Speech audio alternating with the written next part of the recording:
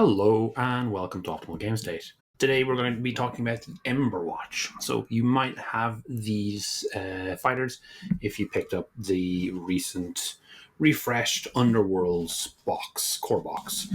So they had this versus Zicket's Tunnel Rats.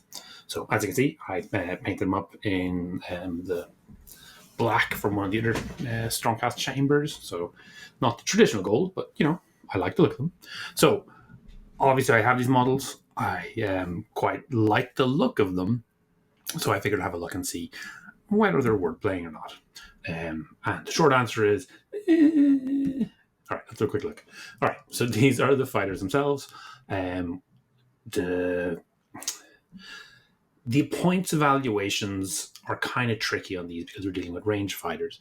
But from what I could see, most of them were, or Ardorn and Uruk, the first two, were about that 180, 190, 195 mark.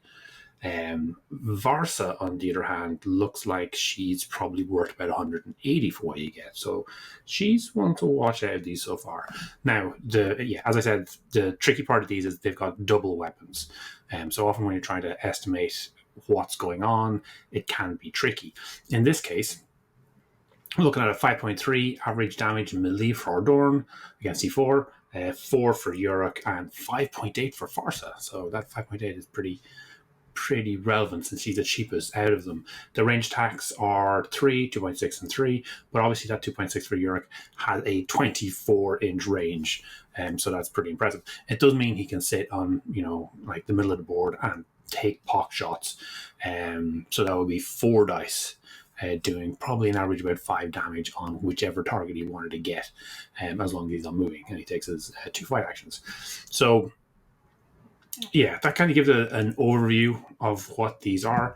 I don't want to go too much into them because you can kind of compare all these fighters to existing fighters in the vanguard area. So, Ardorn is a Hunter Prime, but he costs 5 points more. Now let's see what he's getting out of that. The melee is the same, the range is the same, and he's 1 less move. So core stats, he is actually losing something. So we'll be looking at the abilities, and a little bit of a spoiler. Well, yeah, it's not too much. Uruk is a little bit trickier to compare, but I found the Vanguard Raptor, which seems close. So he's 5 points cheaper, which is nice. We still have that 4-5-20 for the main profile. The Vanguard Raptor does have a special ability which Uruk won't have access to, but Uruk will have access to his own ability, which we'll see in a second. The melee is slightly better with Uruk, so it's 2 base damage rather than 1. And then the ranged is different. So the Vanguard Raptor does actually do more damage, but it is doing it on 1 dice, making it highly random.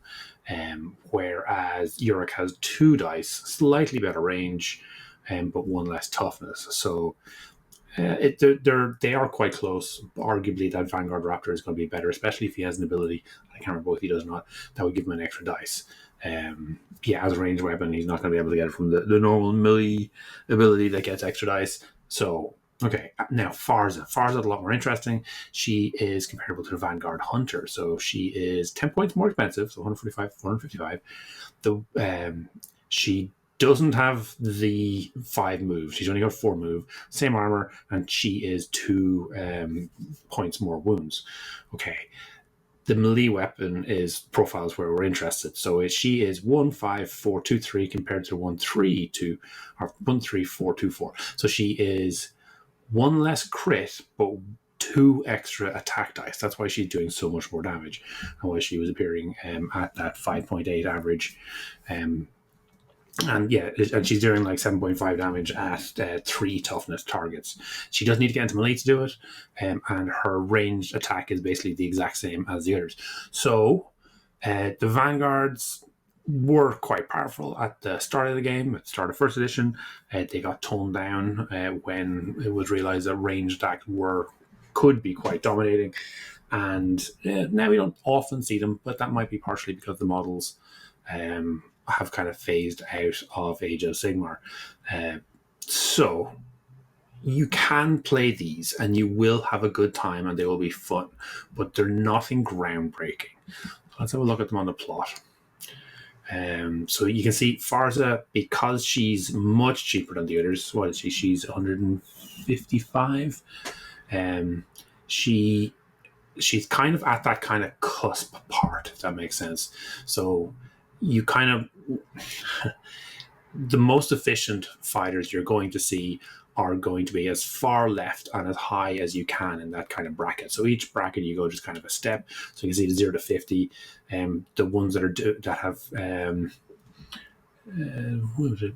So yeah, there's some that do 3 just under that Farza range. There's some fighters at 50 do 3 average damage. They're super interesting. And then you can see at the 75, there's one blip doing about 5 damage. So that's kind of the place you want to be.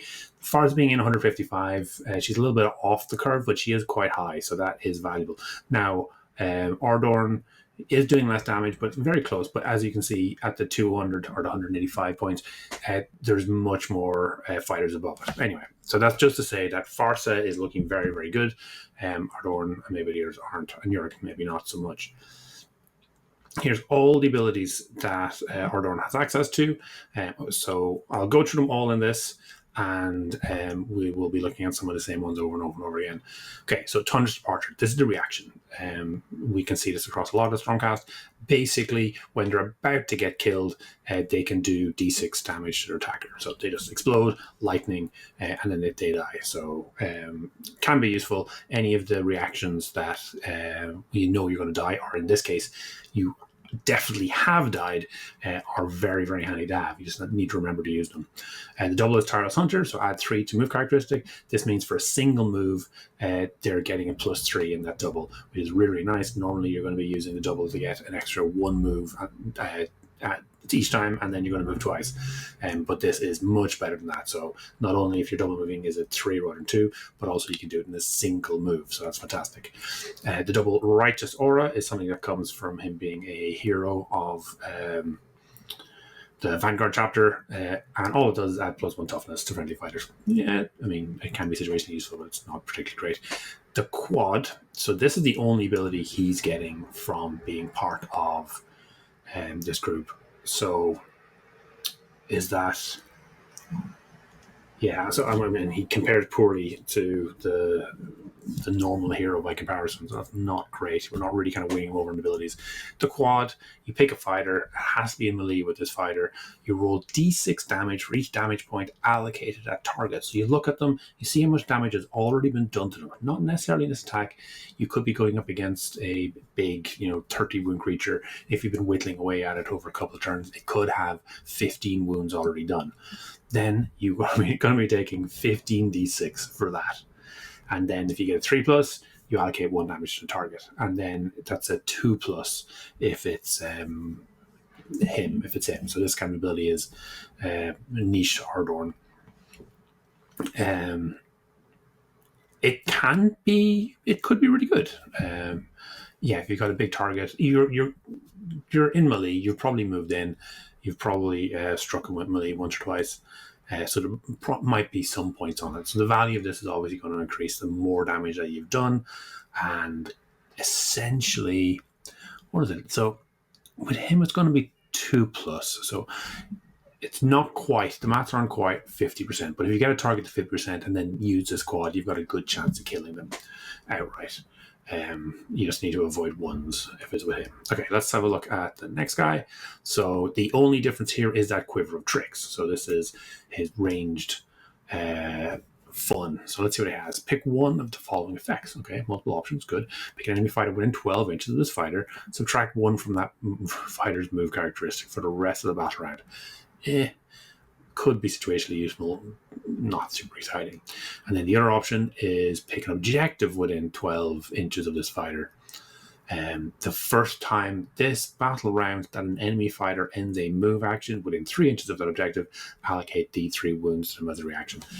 There might be some confusion over this. To me, it's not necessarily clear. The first time, is it this battle round and then that's it done, so you do it once, or is it the first time that a specific enemy fighter ends a move action within 3 inches, so you can only do it once to each fighter? I would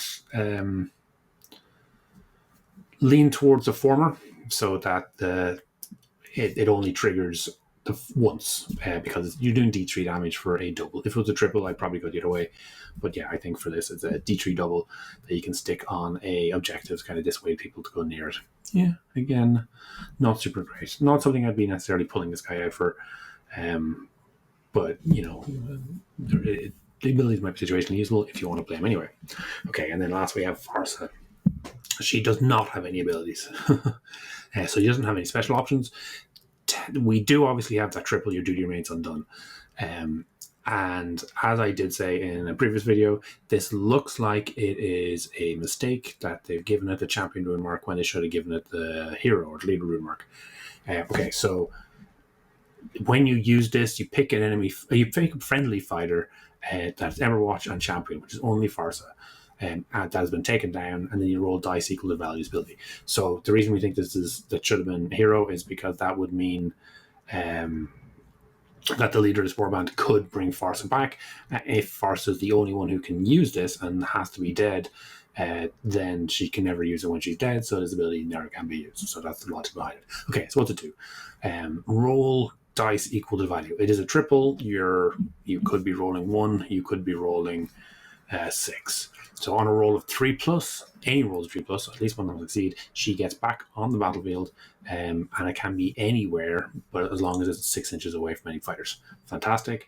And then she no longer counts as being taken down. Obviously, you'll have to convince your opponent for some reason to focus on Farsa and take Farsa down, and then protect your leader. You also remove a number of damage points allocated at a fighter equal to the number of rolls of 3+ that were made. So she does have, I think it's a 22. If you rolled 6 dice, you're looking for 3+, so that's probably going to be, well, yeah, it'll be 4. So you're not going to be taking a whole lot of damage off her. She's just going to be struggling along. You might have to use a triple again next turn. She will suffer from all of the benefits, or sorry, all the drawbacks from being summoned back. So let me just quickly pull those out. Okay, here we go. Okay, so raised fighters cannot be activated. Huge abilities are made reactions in the combat phase in which they are set up. Raised fighters cannot use heroic traits or artifacts and cannot spend or gain levels around. Raised fighters are not affected by any abilities that affected them when they were taken down. While they're on the battlefield, raised fighters are not considered to have been taken down, and after a battle, raised fighters are considered to have been taken down for that battle. Okay, does this count as a raised fighter? There's that extra clause in there that they no longer count as being taken down, which is slightly contradicts the raised fighters. Anyway, the key point here is you're not going to be able to activate Farsa the turn that she comes back, so just keep that in mind. Okay, overall, what do we think? I think I love the models. I think I'm very happy with the paint job I did, and I think I will probably end up playing them at some point just because they are nice insofar as you can take the... Oh, actually, that's a separate issue. So technically, the rules don't have them as Bladeborn. So I was about to say that you can take the leader and then get all 3 of these for like a nice fun range component into your warband. But that's not necessarily true, as in the FAQ, it never refers to these as being Bladeborn. My assumption is that all Underworlds warbands are Bladeborn. I can't see any reason that they wouldn't, and that is just an oversight in not mentioning it. But you might want to check with your local community and with your TO before you go and do that. If you're going to be playing these in Vanguard, you know, you get to play them with your Ether Wings and you get to play them with your Griffins.